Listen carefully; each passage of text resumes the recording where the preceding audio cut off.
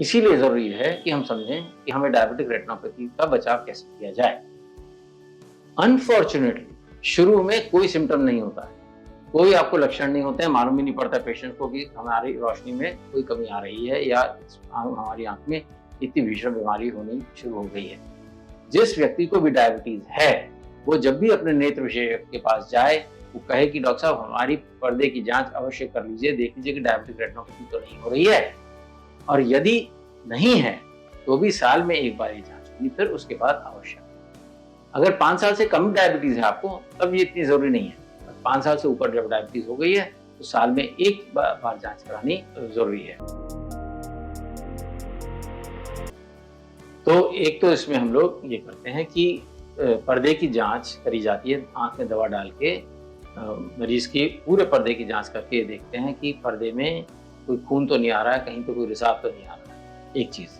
दूसरा, आँख की पर्दे की फ़ोटो खींचते हैं, ये देखने के लिए और डॉक्यूमेंट करने के लिए यदि ये चेंजेस हो गए हैं, तो कितने हैं, कहाँ-कहाँ पर हैं। तो तीसरी जाँच है, वो है एंजियोग्राफी।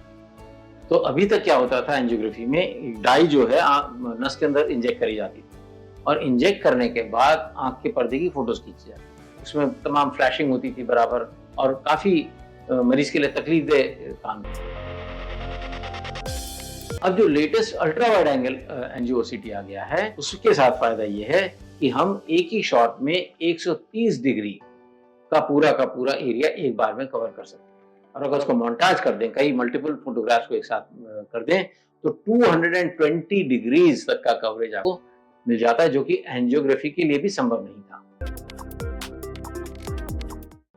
तो ये एक बहुत जबरदस्त डेवलपमेंट हुआ है और मुझे खुशी है कि ये टेक्नोलॉजी अब हम लोगों के पास उपलब्ध है नॉर्थ इंडिया में भी।